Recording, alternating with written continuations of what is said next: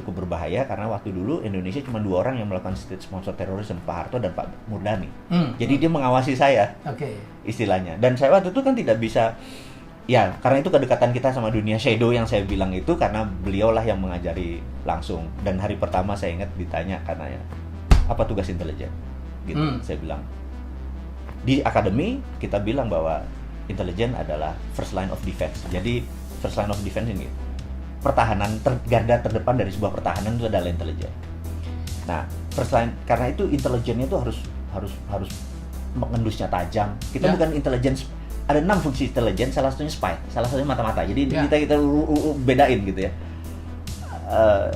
Kemudian saya bilang first line of defense, di mana garda terdepan sebuah pertahanan adalah intelijen. Jadi intelijen itu ibaratnya anjing tuh buas, tajam, bengis. Bahkan sebelum bergerak pun, karena dunia pertahanan adalah eradicate threat. Ini harus dicatat nih, ini sebagai pelajaran aja bahwa tugas pertahanan, tugas militer adalah eradicate threat, meniadakan ancaman.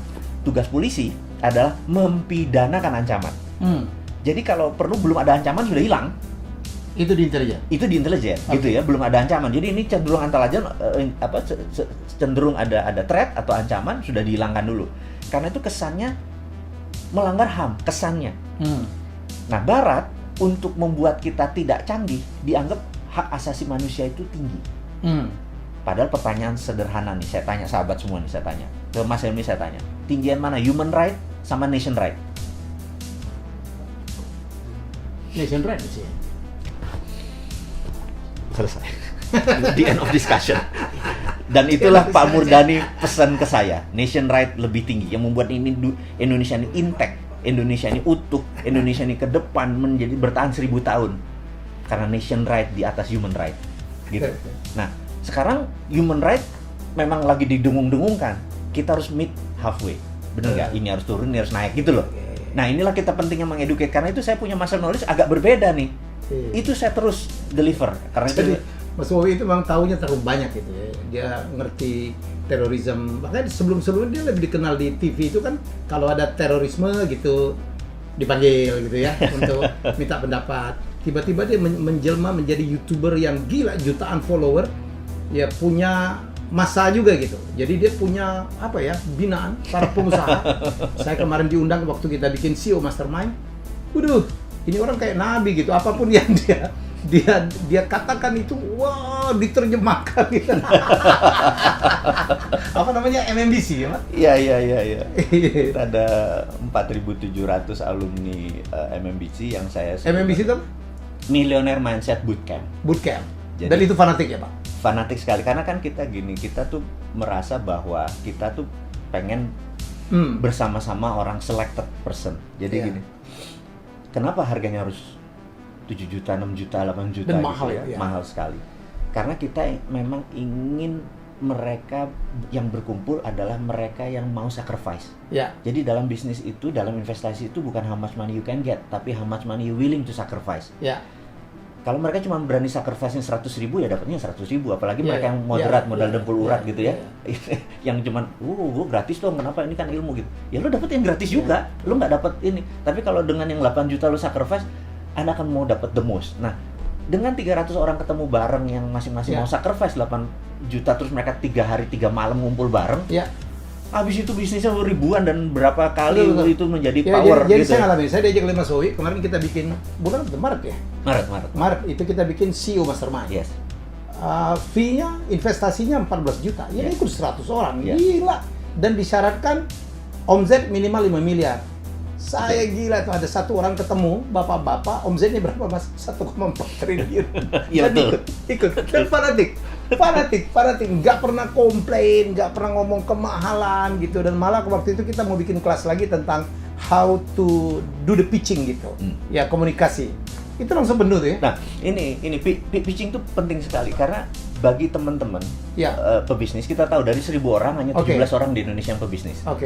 Tapi pebisnis kita ini kita pengen scale up. Betul. Iya kan, kita pengen scale up. Nah, kelemahan yang paling kita berdua kita udah mereview dan teman-teman nanti kita pengen contribute ke teman-teman adalah kelemahannya adalah di pitching.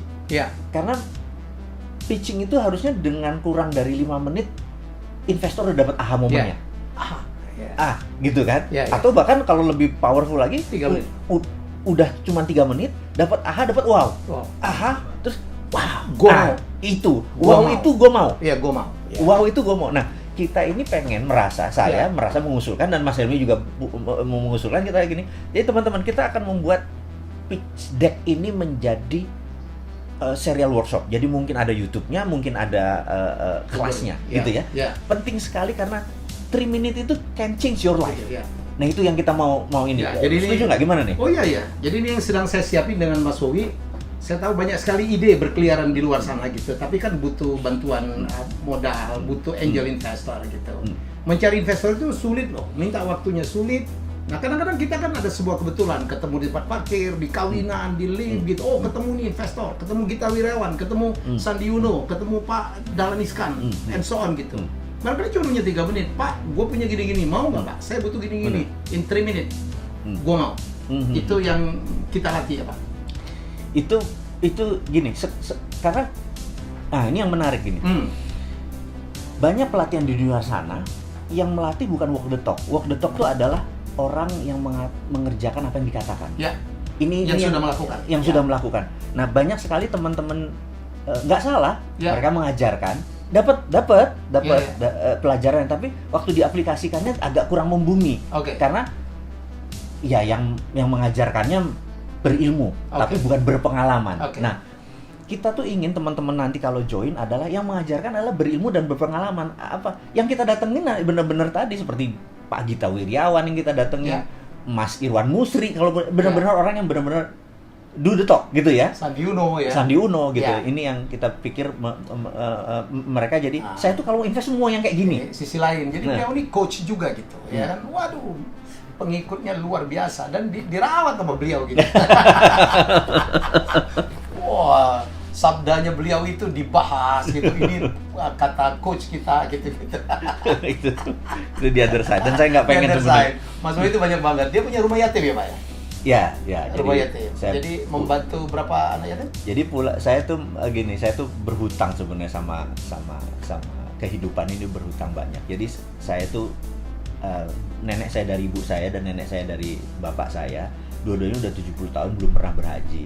Saya memutuskan waktu tahun 96 Haji Akbar, waktu itu saya memutuskan menghajikan mereka semua. Jadi dalam haji saya itu saya memang tidak terpikir untuk melaksanakan haji buat saya, karena mau tawaf, mau itu segala macam, mbah saya pasti kerepotan. Jadi saya lebih nolong ke mereka lah, saya cuma yang fardu-fardunya aja gitu ya. Nah, puncaknya adalah waktu lempar jumroh.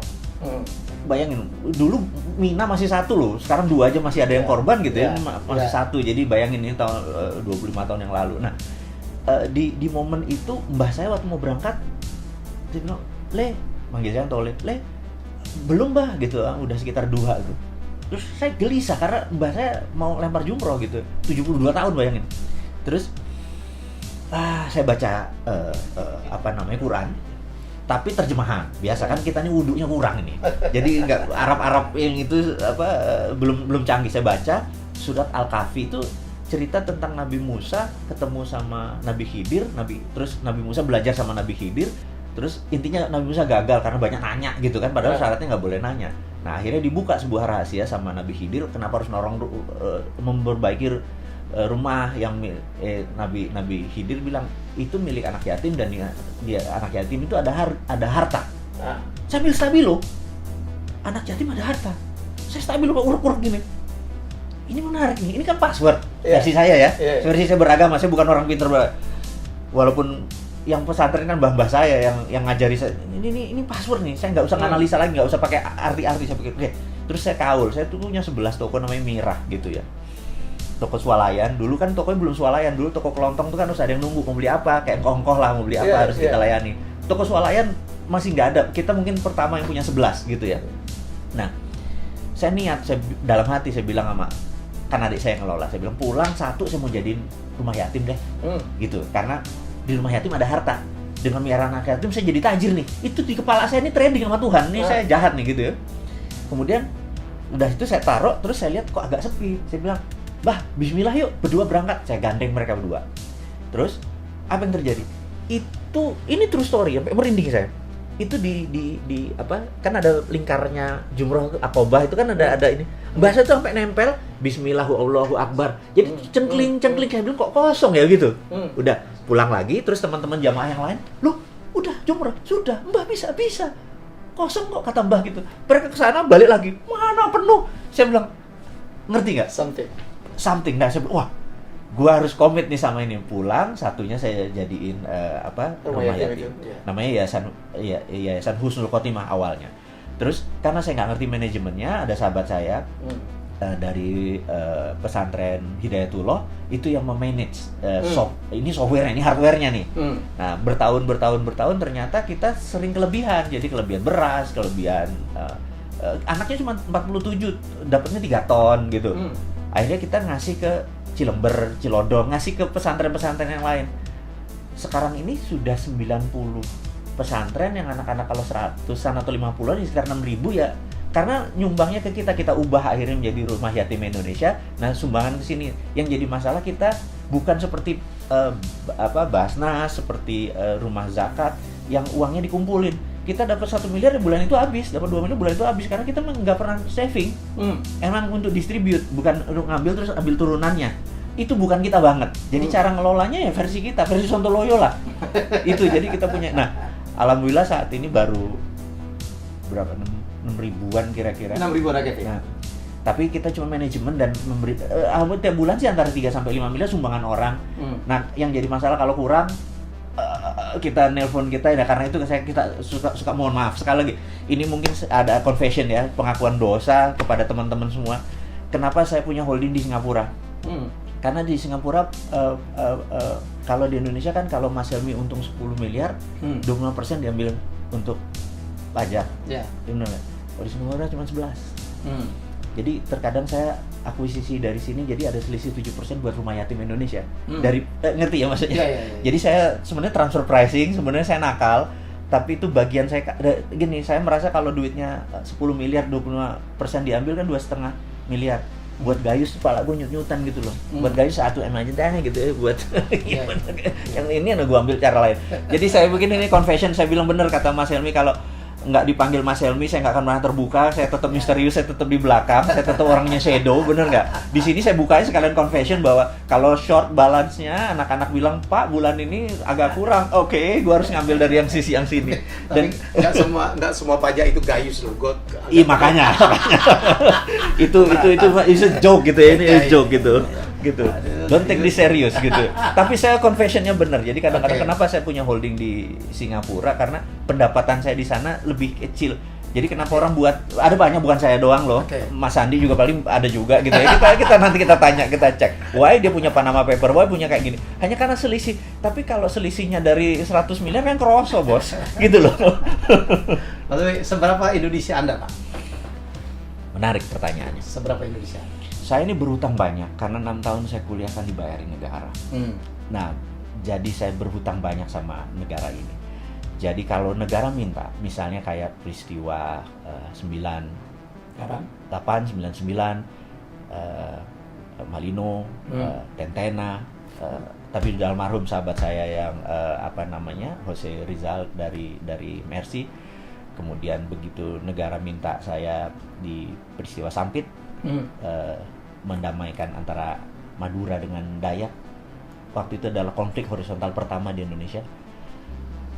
Negara saking nggak ngerti pakai sebuah yayasan, minta ke PBB menunjuk yayasan ini, dan yayasan ini pun nggak ngerti, juga meminta saya untuk mendamaikan 100 Dayak, 100 Madura. Kita menggunakan teknik ini, dan sampai sekarang saya kalau ke Sampit udah kayak keluarga gitu ya. Kalau ke Ambon juga sama gitu. Dan kalau negara minta di 2004, di mana 26 Desember tsunami, besoknya itu saya sudah di Mualaboh gitu ya, udah 3 bulan. Nah ini ada sahabat saya yang sekarang ini udah bintang 2 nih, waktu dulu masih mayor gitu ya. Nah yang brother nikahin jangan disebut namanya, nanti jualan dia. Oh iya. Karena itu ada terbukti buat 3 bulan kita di sana, kita nggak tahu dia pangkatnya apa, kita contribute gitu ya. Nanti teman-teman bisa kesaksian. Saya jadi MC nikahin, bukan saya nikahin. Iya oke. Saya nikahin itu lain, beda Pak. Gitu ya. Nah ini kalau negara minta gitu ya, saya pasti pro bono. Jadi apapun yang Anda lakukan sebenarnya memberikan masukan, ya. Saya tidak menyebutnya kritik, itu adalah tanda lambang cinta Anda kepada Indonesia. Betul, betul. Jadi gini, saya itu merasa ini versi saya, tapi mungkin saya kebablasan mencintai Indonesianya. Saya tuh merasa begini, bahwa saya tuh agak miris begitu negara tuh berhutang. Ya. Maksudnya, kok ngono sih gitu ya? Ya. Dalam bisnis pun kalau bisa equity call kan? Ya. Jangan ada equity gitu dulu dong, jangan debt langsung. Jangan debt gitu loh. Ya. Nah, equity itu artinya kan pakai aset. Nah, saya itu merasa Indonesia itu punya namanya sovereign wealth, kekayaan sovereign wealth. Nah, Aramco itu menginspirasi saya. Saudi itu menginspirasi saya. Jadi gini, Saudi tahu bahwa cadangan gas dan minyak dia cuma ada 40 tahun ke depan. Dan sekali dibuka itu nggak bisa ditutup. Jadi mereka harus keluarin terus. Ini kejadian kenapa harganya murah ya. Nanti saya akan sampai sana. Apa yang terjadi kalau minyak ini habis? Sementara Saudi ingin 1000 tahun lagi masih ada, gitu ya. Pelajaran kedua, ada negara yang namanya Nauru. Nauru itu menghasil P2O5, fosfat yang dari kotoran burung ya. Kotoran burung. Ya. Dan brother kita satu adalah embassy-nya di sana. Ya. Special envoy. For Nauru. Tanya beliau, itu kalau kita mendarat di sana, itu mendarat di jalan tol. Berhenti dulu jalan tol mendarat begini. Dulu negara itu sangat kaya. Ya. Bahkan toilet papernya mungkin pakai US dollar. Tapi sekarang negaranya bangkrut karena P2O5-nya sudah habis. Nah, Saudi nggak mau P2O5, Saudi nggak mau cadangannya habis terus negaranya. Dia melakukan, kalau di dalam corporate itu namanya corporate action-nya berubah. Berubah dari A menjadi B. Di dalam kayak gini, dalam corona ini kita bisa merubah corporate action untuk survival kan. Nah, dia melakukan, country-nya melakukan